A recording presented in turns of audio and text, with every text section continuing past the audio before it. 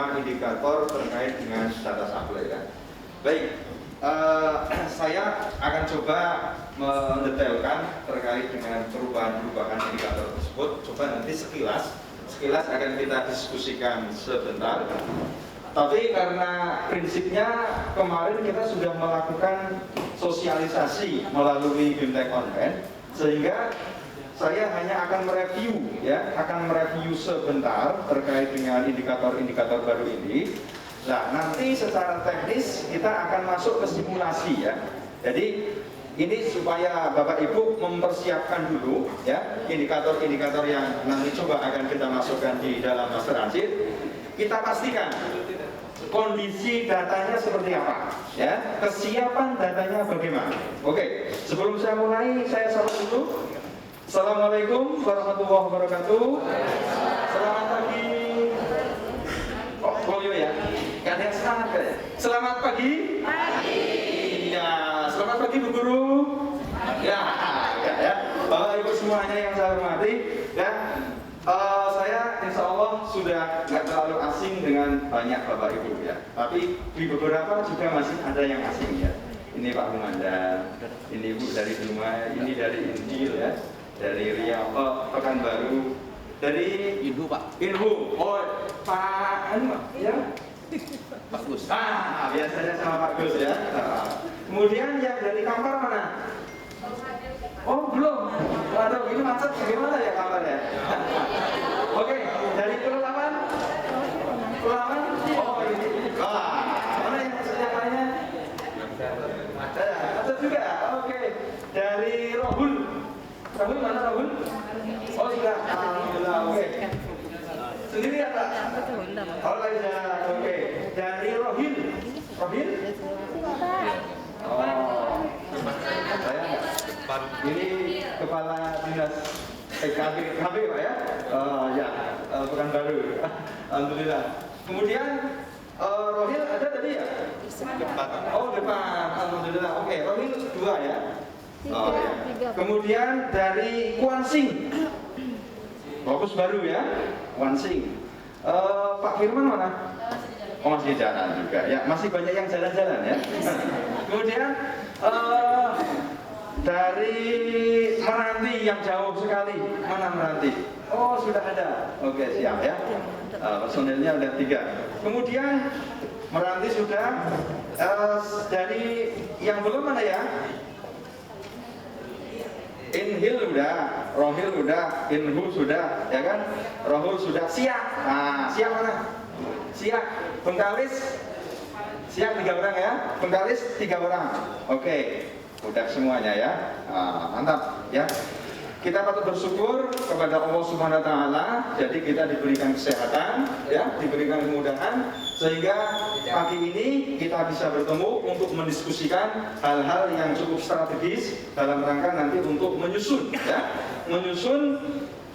master ansip. Karena dengan master ansip ini akan memudahkan kita menentukan desa fokus ya, desa yang nanti akan diintervensi menjadi prioritas ya. Nah, saya akan langsung aja supaya nanti kita cepat waktunya ya. Dari 29 indikator, ada yang masih ingat 29 indikator, kira-kira Dinas Kesehatan punya berapa indikator? Dinas Kesehatan itu banyak indikator. Kemudian Dinas KB yang menangani KB. Ada berapa?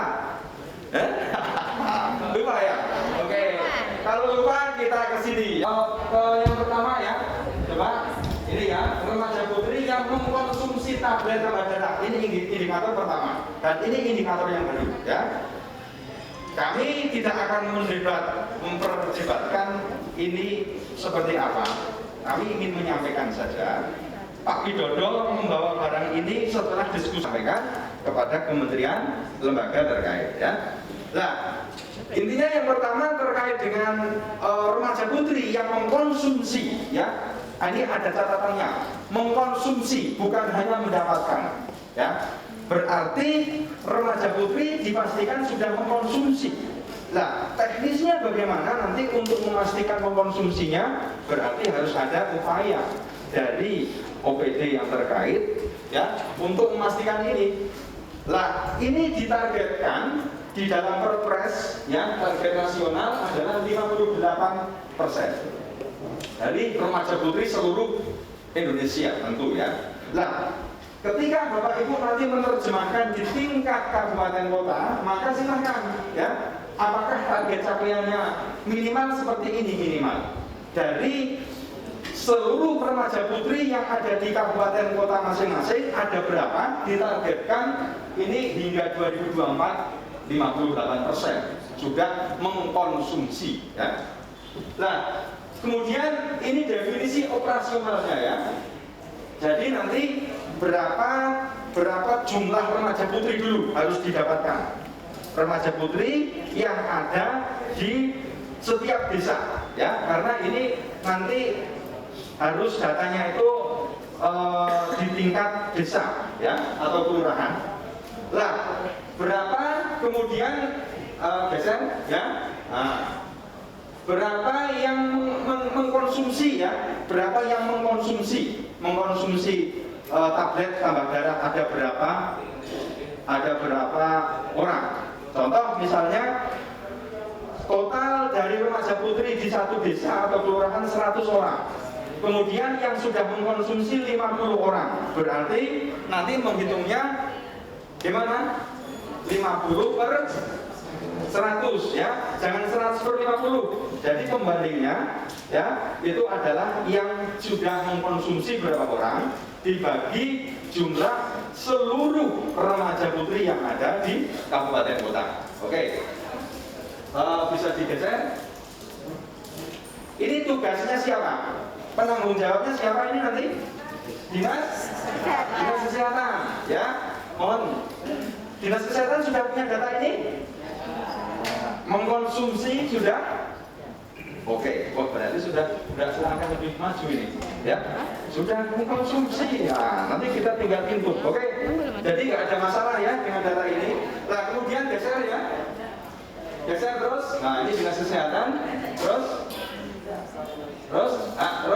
Ya, ini kita ingin menunjukkan di dalam master transit yang baru ini dimudahkan ada indikator, ada apa? Kode Kemendagri.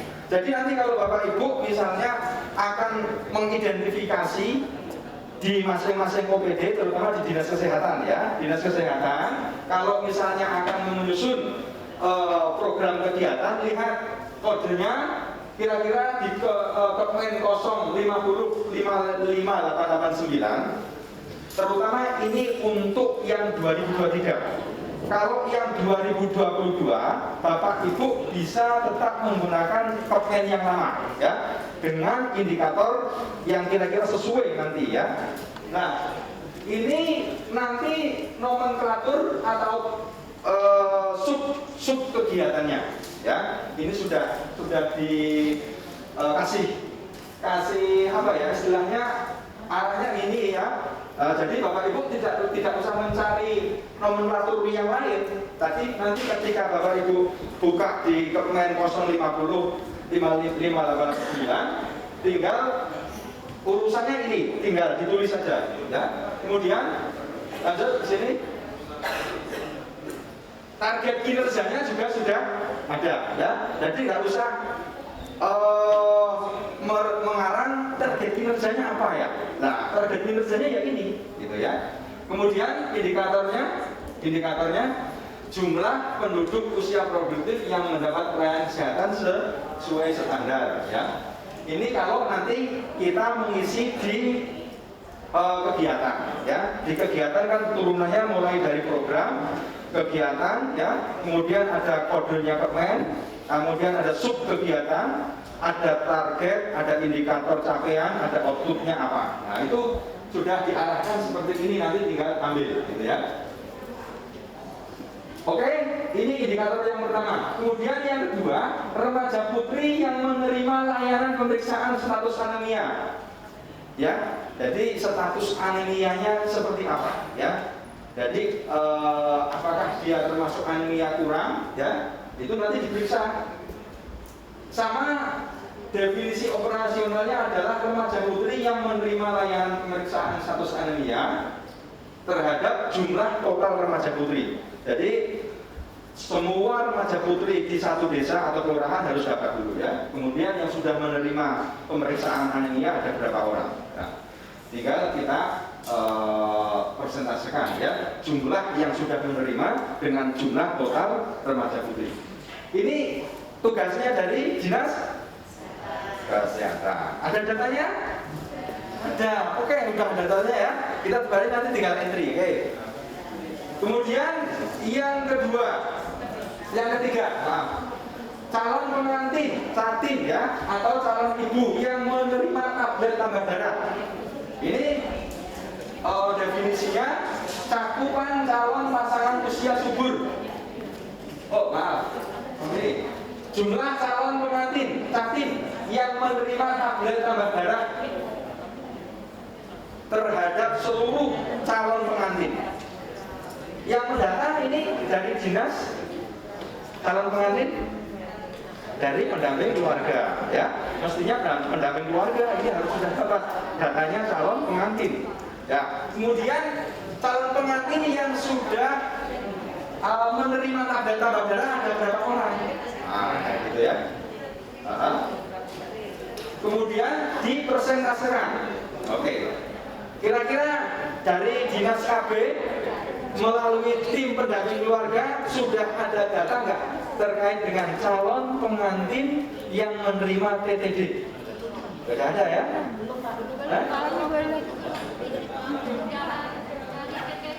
Belum?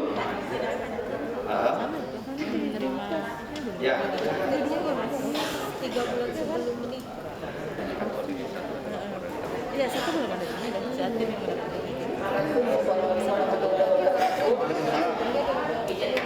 Saya Cynthia dari Dinas Kesehatan Kota Dumai. Terkait dengan indikator baru ini Pak, catin yang menerima tablet tambah darah. Untuk data kami belum punya karena kami memang tidak memberikan tablet tambah darah kepada catin selama ini. Kami hanya memberikan kepada ibu hamil dan remaja putri. Iya.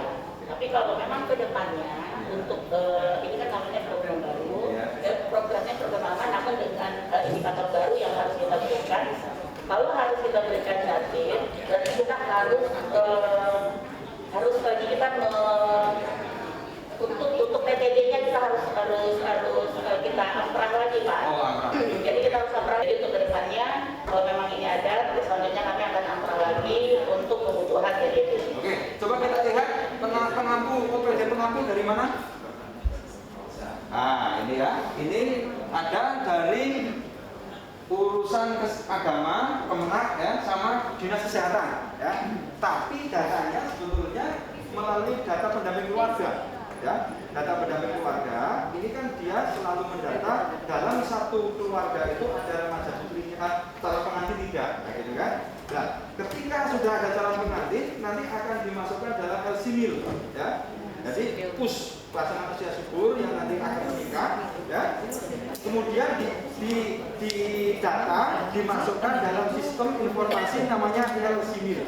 Nah, begitu dia itu sudah masuk LCMIL, nanti dia akan terscreening masuk dalam yang daftar diperiksa apakah dia itu memang nanti dapat layak dapat TTD atau tidak ya. Nah, nanti yang akan memberikan TTD ya itu tentu akan koordinasi dengan tim pendamping keluarga ya, tim pendamping keluarga. Yang saya pahami bahwa khusus ini sebetulnya dari tim pendamping keluarga melalui DKKPS programnya itu nanti akan di-drop TTD sehingga TTD itu nanti akan disampaikan oleh pendamping. Ini yang saya pahami. Tapi mungkin ada ibu apa juga, gitu kan? Mungkin ada bapak yang dari BKKPN. Itu kira-kira nanti implementasinya Bu terkait dengan yang catin ini ya, setelah didata kemudian masuk ke dalam LCMIL, kemudian kan ini ya diperiksa melalui 4 indikator tadi ya, ada indikatornya ya. Nah, kira-kira yang terkait dengan TTD tadi masih akan penyampaian Dan oh ini tugas si A, ini tugas si B, tidak menyamakan persepsi, makanya diundang pada hari ini dari unsur Bapeda, Dinas Kesehatan, dan OPDKB. Pak Rozi sudah menyampaikan di grup tersebut, tolong dibawa data dasarnya adalah PK 2021. Kita tahu PK 2021 dilaksanakan di bulan April sampai Juni 2021. Tentu ada perbedaan. Misal contoh waktu itu dia remaja, sekarang sudah hamil, sudah menikah. Nah, tentu inilah tugas dari tim pendamping keluarga kita mengupdate data tersebut. Jadi data dasarnya tetap dari data PK 2021. Pak Rozi langsung sampaikan di grup, tolong Bapak Ibu peserta BIMTEK membawa data dasarnya PK 2021. Tetapi itu bukan data baku, harus itu, tetapi karena ada itu tadi pemutakhiran. Nah, inilah tugas dari tim pendamping keluarga kita, sehingga hari ini sengaja kami datangkan narasumber dari TA kita atau Dirjen pendamping kita, ingin menyamakan persepsi karena ini sudah disusun. Dan hari ini Pak Amin, kita tidak langsung mengisi, tetapi kita hanya exercise atau uji coba. Kalau ini dasarnya, kita coba latihan nanti siang. Jadi pagi ini kita menyamakan persepsi. Contoh yang pertama tadi, berapa remaja putri yang mendapat. Tapi kalau misalnya OPD-nya memang belum siap, ya kita nanti pakai data dummy, ya, pakai data yang kira-kira menjadi dasar untuk masukkan ke situ, ya. Jadi saya kira kita nggak akan ke belakang lebih jauh, tapi kita coba akan memperbaiki yang kemarin BIMTEK online, ya, akan kita detailkan, mengimplementasikan 2024. Nah, ini yang mungkin berarti tahun 2023 gimana? Nah, ini berarti menjadi PR, ya. Tahun 2023 berarti terkait dengan usulan yang dari Dinas Kesehatan, berapa besarnya jumlah remaja putri yang mendapatkan tambah darah, belum. Ini ada diskusinya, begitu, ya. Oke, saya akan lanjutkan ke sini, ya. Jadi, nanti dikoordinasikan oleh masing-masing lembaga dan kementerian terkait, ya. Lanjut ke indikator calon pasangan usia subur. Ini, ya. Yang memperoleh pemeriksaan kesehatan sebagai pelayanan, sebagai bagian dari pelayanan nikah. Jadi kalau nggak salah juga Kemenak, ya, Kemenak sama KB, ya, Dinas KB sama Kesehatan, ya. Ada 3 OPD yang bertanggung jawab terkait dengan data dan capaian target ini, ya. Nah, caranya adalah nanti kita harus tahu semua pasangan usia subur, ya, yang ada di desa, kelurahan, ada totalnya berapa. Kemudian yang sudah mendapatkan pemeriksaan kesehatan sebelum dia menikah, ya. Ini yang tadi disampaikan oleh Bu Kaper, nanti akan dilakukan oleh pendamping keluarga dan akan dimasukkan di dalam LSIMIL, ya. Oke, ini mudah-mudahan ini sudah berjalan, ya, sudah mulai berjalan karena sudah ada tim pendamping keluarga. Nanti silakan dikonfirmasikan saja hasil pendataan tim pendamping keluarga terkait dengan ini seperti apa, ya. Kita maksudnya tidak memaksakan harus sekarang ada datanya, tidak, ya, tidak. Tapi kita paham dulu alurnya seperti apa. Kemudian ada target, kira-kira kita akan mendapatkan datanya kapan. Nah, kayak gitu, ya.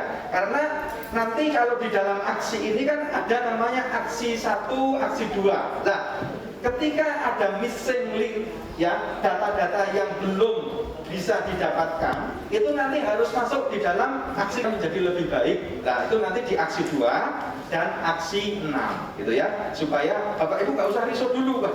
Kemudian saya nggak bawa data sekarang, memang datanya belum dibawa mungkin, ya, tetapi kita paham dulu, kemudian kita sepakat dulu indikator ini nanti akan dioperasionalkan oleh masing-masing kabupaten kota, kayak gitu, ya.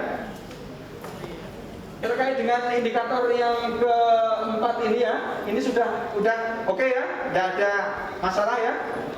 Kemudian yang selanjutnya cakupan calon pasangan usia subur, ya, yang menerima pendampingan kesehatan reproduksi, ini sama, dan edukasi gizi sejak 3 bulan pranikah. Ini masih sama penanggung jawabnya seperti tadi ya. Jadi dari Kemenak, kemudian dari OPDKB dan dari Dinas Kesehatan melalui tim pendamping keluarga tentunya ya. Oke. Sudah ini ya, sudah ada gambaran ya. Jadi nanti tim pendamping keluarga di OPDKB dia akan bergerak untuk mendata ini. Tentu nanti hasilnya akan dikoordinasikan ke Dinas Kesehatan juga ya, sama Kemenak ya. Kemudian pasangan calon pengantin yang mendapatkan bimbingan perkawinan ini sama ya. Ini tugasnya Kemenak. Jadi ketika dia itu sudah terdaftar nanti akan menikah, maka selain mendapatkan layanan kesehatan ya, dia juga akan dibimbing terkait dengan masalah perkawinan, tapi pemahamannya terkait dengan stunting ya. Ini nanti tugas dari Kemenak. Dari Kemenak ada yang hadir? Ada ya? Oh ya. Lanjut ke bawah ya. Pasangan usia subur dengan status miskin. Nah, ini yang harus kita perhatikan ya. Pasangan usia subur dengan status miskin dan penyandang masalah kesejahteraan sosial yang menerima bantuan tunai bersyarat.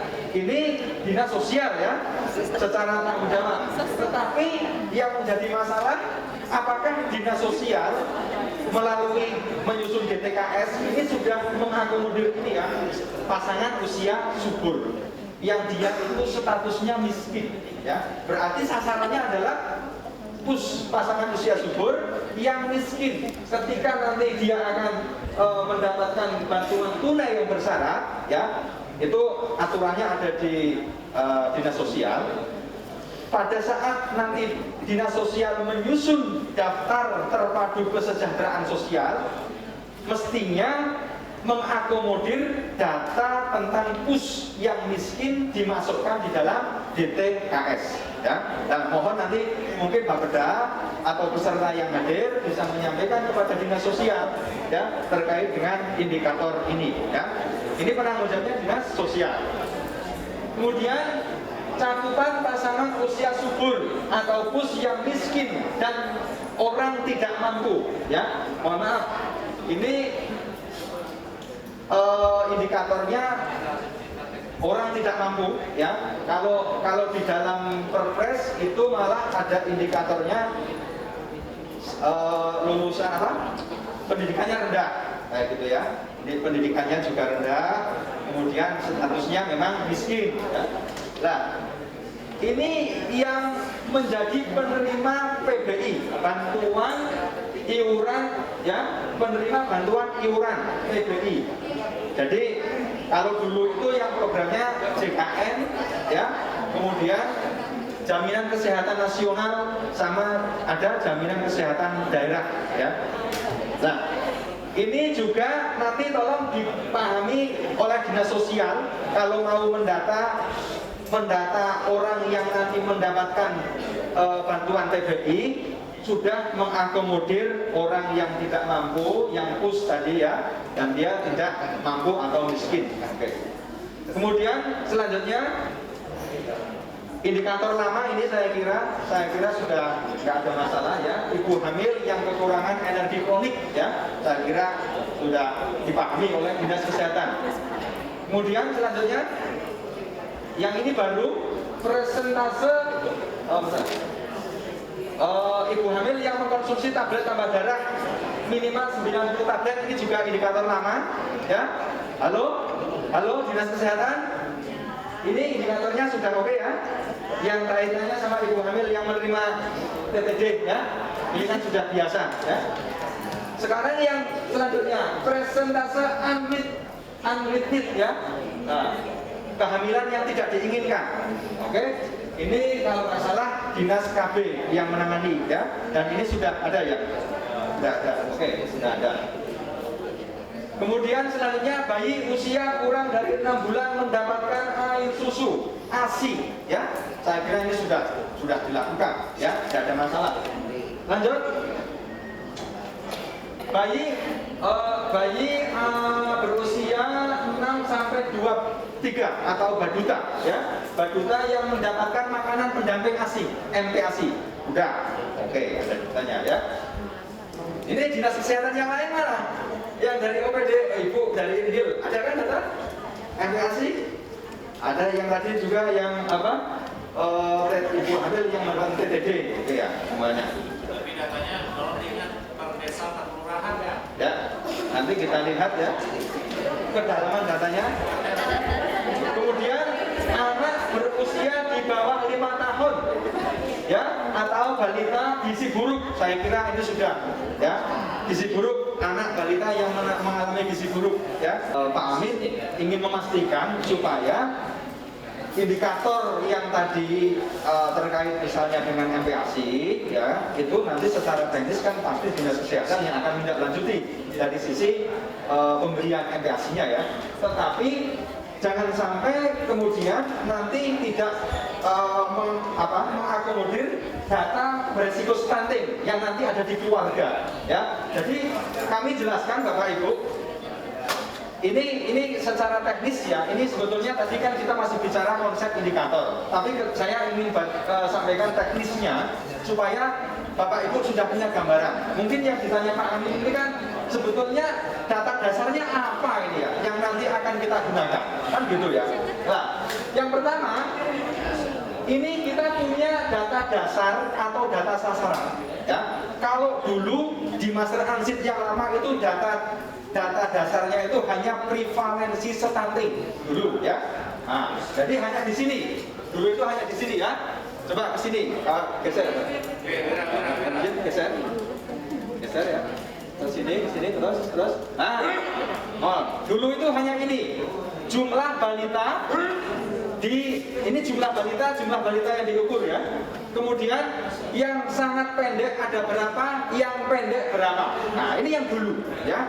Sekarang karena kita punya indikator untuk penentuan sasaran itu tambah, yaitu keluarga beresiko stunting, ya. Nah, kita harus punya data jumlah keluarga di setiap desa dulu, ya. Jumlah keluarga di setiap desa. Setelah jumlah keluarga di setiap desa, ini mestinya akan dilakukan identifikasi oleh tim pendamping. Dalam satu keluarga yang masuk dalam sasaran itu ada berapa? Ya, sasaran kita kan mulai 1 calon pengantin, ya. Kemudian remaja putri, nomor 1 remaja putri. Kemudian captin, pasangan usia subur. Kemudian ibu hamil, ibu pasca persalinan, ibu menyusui, kemudian anak balita dan anak balita, ya. Nah, ketika dalam satu keluarga ada salah satu yang 5 tadi, 5 sasaran, maka berarti keluarga itu resiko stunting ada. Oke? Nah, maka di dalam PK21 ini akan memasukkan data ini. Nah, gitu ceritanya, ya. Tadi yang sudah disampaikan oleh Bu Kaper, sebetulnya PK21 yang sudah disiapkan oleh BKKBN itu akan dimasukkan di sini. Oke? Nah, nanti berapa persen sebetulnya perbandingan antara jumlah keluarga dengan jumlah keluarga yang resiko stunting, ya. Biasanya itu rata-rata 50% ke atas, rata-rata, ya. Nah, kayak gitu, ya. Oke, jadi seperti itu. Jadi ini nanti yang harus kita data dulu. Kalau kita nggak punya data dasar ini, maka akan kesulitan. Kita akan memilih lokasi mana nanti yang menjadi prioritas, sasarannya tepat tidak. Nah, oleh karena itu mohon 2 data dasar ini. 1, data keluarga resiko stunting, ini domainnya BKKBN untuk mengawal ini. Kemudian data prevalensi stunting, domainnya Kementerian Kesehatan, Dinas Kesehatan untuk menyiapkan ini. Oke? Nah, ini yang nanti pertama harus ada. Kalau kita nggak punya data ini, ya kita nggak bisa jalan selanjutnya untuk menentukan lokus-lokus itu. Oke? Oke, mungkin itu Pak Amin, ya, yang bisa kami sampaikan. Lanjut kepada definisi indikator.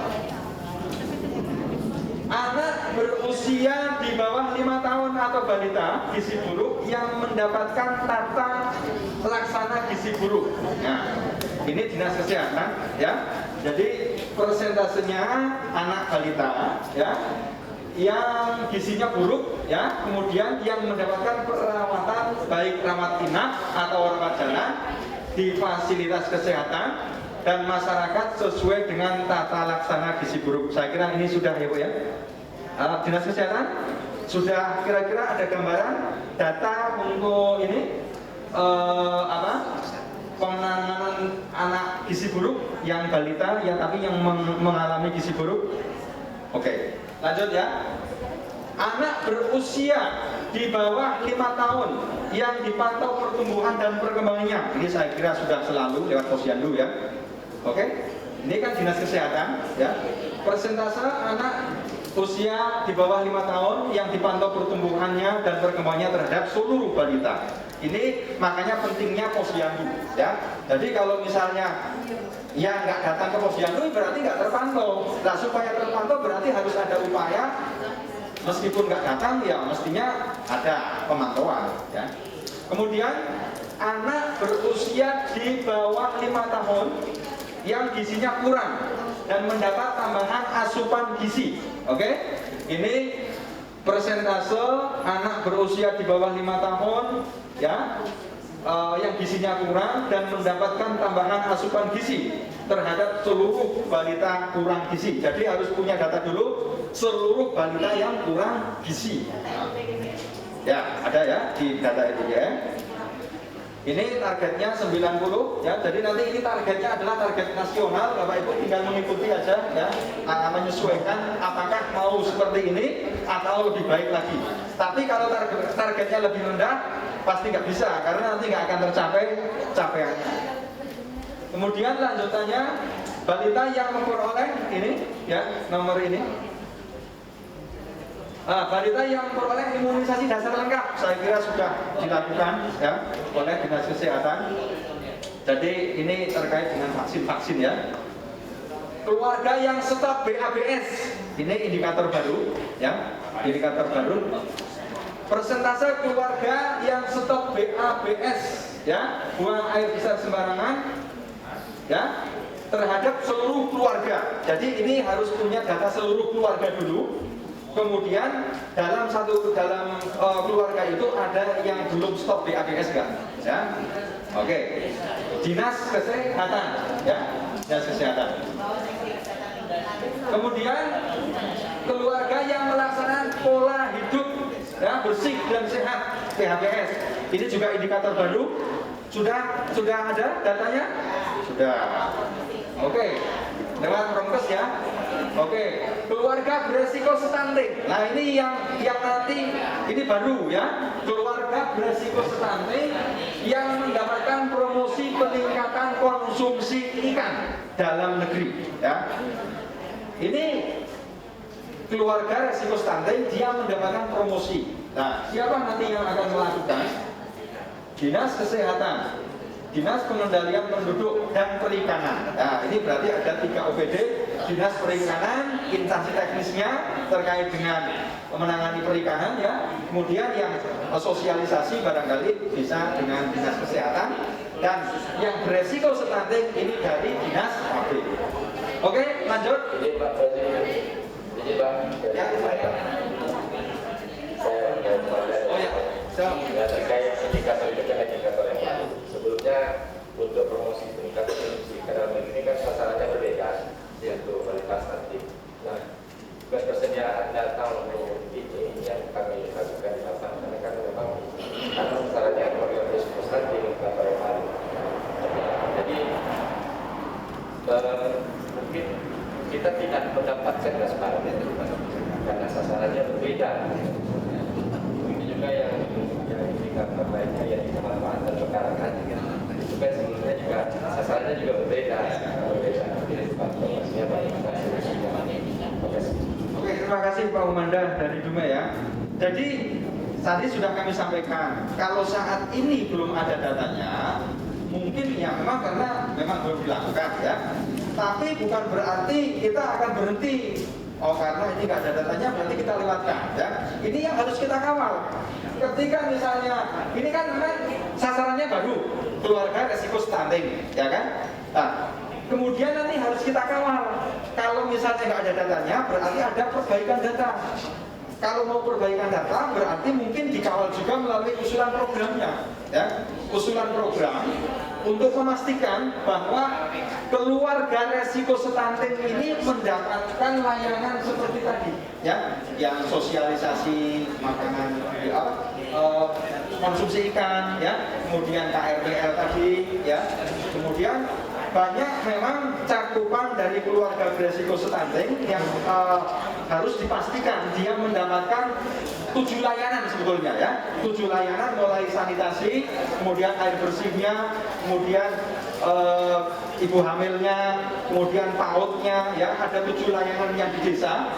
Ini harus menyasar ke sini, memang menyasar ke keluarga beresiko stunting. Lah, kalau saat ini belum ada datanya, ya nanti kita lakukan upaya untuk memperbaiki datanya gimana. Apakah kita usulkan nanti programnya, ya, programnya. Ini kan ada indikator, nanti ada apa? Kepmennya, ya, masuk enggak di Kepmen 050, kemudian di sub kegiatan nanti kita usulkan, ya. Kayak gitu Pak Umanda, ya. Jadi nggak berhenti begitu saja. Izin Pak Rozi, izin Bapak Ibu, kita berilah kesempatan kepada narasumber kita yang kita datangkan dari Jogja dan dari Jakarta. Jadi jangan ada yang ngomong lah. Sekarang ini kita bersama. Nah ini pada ibu yang pasca persalinan mendapatkan pelayanan KB, ya. Penggunaan metode kontrasepsi. Nah ini saya kira sangat familiar. Dinas KB udah apa ya? Oke. Dinas KB yang lain, Pak Amin? Udah, indikator ini ada ya? Oh, oke. Sekarang lanjut ya, keluarga beresiko stunting yang memperoleh pendampingan. Wah ini keluarga resiko stunting. Kemudian dia memperoleh pendampingan. Apa pendampingannya? Ya, persentase keluarga beresiko stunting yang memperoleh pendampingan terhadap seluruh keluarga beresiko stunting. Ini berarti kaitannya nanti yang pendamping keluarga, gitu ya, pendamping keluarga. Kemudian kita pahami dulu, ini yang mungkin ada sebagian kita masih asing, ya. Keluarga resiko stunting itu apa sebetulnya? Nah, ini tadi kami sudah sampaikan, sebetulnya ada 5 sasaran, ya. Kalau dilihat dalam ran pasti, keluarga yang memiliki 1 atau lebih, ya, faktor resiko stunting. Jadi ada 5 sasaran.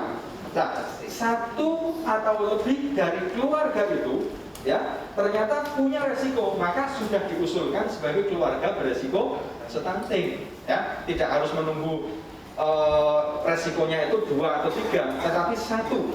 Misalnya ada remaja putrinya itu ternyata dia itu hemoglobinnya rendah, misal, ya, itu juga sudah berarti dalam keluarga itu remaja putrinya bermasalah, harus didampingi. Makanya ada tablet tambah darah untuk yang hemoglobinnya rendah, kayak gitu, ya. Nah, itu kira-kira definisinya, ya. Kemudian ini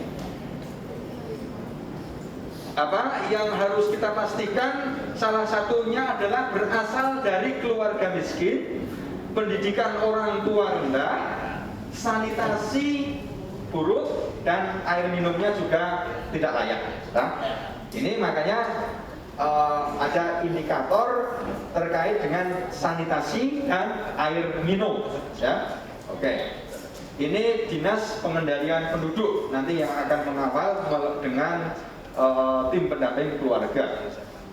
Kemudian selanjutnya, keluarga beresiko stunting yang mendapatkan manfaat sumber daya pekarangan, tadi yang sudah disinggung juga, ya. Jadi memang ini yang harus diupayakan. Kemarin mungkin, ya, belum kita pikirkan program-program P2L atau pekarangan lestari ini menyasar kepada kelompok sasaran, terutama kepada yang beresiko stunting. Nah, ini yang harus dikawal supaya bagaimana programnya itu menyasar ke sini. Kalau misalnya dengan dana reguler pemerintah misalnya tidak ada, sebetulnya bisa inovasi dengan kerjasama swasta, ya. Jadi hal-hal yang sebetulnya nggak terlalu sulit, ya, tapi bisa dilakukan bekerjasama dengan swasta, kemudian dengan CSR untuk mengawal yang tadi. Karena Kalau misalnya yang indikator P2L itu memang indikatornya agak beda, nanti nggak ke sana gitu kan. Nah, supaya ini bisa terlihaki, maka harus ada inovasi dari daerah ya, supaya keluarga risiko stunting itu juga mendapatkan ketahanan pangan lestarinya gitu ya. Kemudian rumah tangga yang mendapatkan air minum layak, saya kira ini indikator lama, sudah sering kita bahas ya. Ini domainnya Hiperkim ya, urusan permukiman. Kemudian yang rumah tangga yang mendapatkan akses sanitasi air limbah, ini juga indikator lama ya. Nanti bisa disampaikan ke Perkim ya sama PU ya. Lanjut. Kelompok keluarga penerima manfaat KPM ya. Ini KPM PKH yang tadi disampaikan Pak Amin juga memang belum sinkron ya, belum sinkron. Biasanya ini memang indikator yang digunakan oleh Kemensos ya untuk menentukan penerima PKH ini mungkin harus didekatkan dengan usulan dari keluarga berisiko stunting. Jadi data keluarga berisiko stunting secepat mungkin disampaikan kepada dinas sosial supaya dalam menyusun DTKS memasukkan unsur ini gitu ya. Oke, ini mudah-mudahan terjembatani. Makanya ini konvergensinya di situ ya. Mudah-mudahan ada Bapeda itu bisa menjadi mediator untuk memfasilitasi supaya terpenuhinya PKM PKH ini ya dari keluarga yang nanti resiko stunting ya. Kemudian keluarga penerima manfaat KPM dengan ibu hamil, ibu menyusui, lanjut yang ini ya. Dan Baduta yang menerima variasi bantuan pangan selain beras dan telur. Ini juga baru ya, ini indikator baru. Nanti teknisnya sama ya, ini harus memastikan dulu. Ini kan kelompok sasaran ya, ibu hamil, ibu menyusui, baduta, ini adalah sasaran kita. Nah, ini harus kita usulkan. Oke, lanjut. Oke, ini udah selesai ya untuk yang 29. Satu lagi ya. Oh, udah. Jadi yang 29 indikator ini secara umum seperti tadi. Tentu untuk banyak, saya yakin pasti banyak ganjalan-ganjalan. Tapi kalau kita bicara ganjalan di sini, nanti kita nggak beranjak kepada substansi kita ya. Jadi mohon nanti didiskusikan dulu di internal Bapak Ibu sekalian. Kira-kira dari indikator yang sudah kita bahas itu kendala teknis di lapangan apa? Kemudian yang menjadi apa istilahnya ketidaksesuaian ya antara definisi ini ya, karena kami kalau mau membahas definisi berarti harus kami berkoordinasi dulu dengan kementerian dan lembaga terkait kan begitu ya, nggak bisa kita selesaikan di sini ya. Jadi silahkan saja Bapak Ibu mengidentifikasi, nanti kami akan menyampaikan kepada kementerian dan lembaga terkait sebagai bahan diskusi di tingkat pusat ya gitu ya. Itu terkait dengan yang 29 indikator. Oke. Saya akan masuk ke ini dulu. Data sasaran. Oke. Kalau kita tadi sudah sepakat, dalam arti sepakat itu sudah punya frame gambaran ya, bahwa Bapak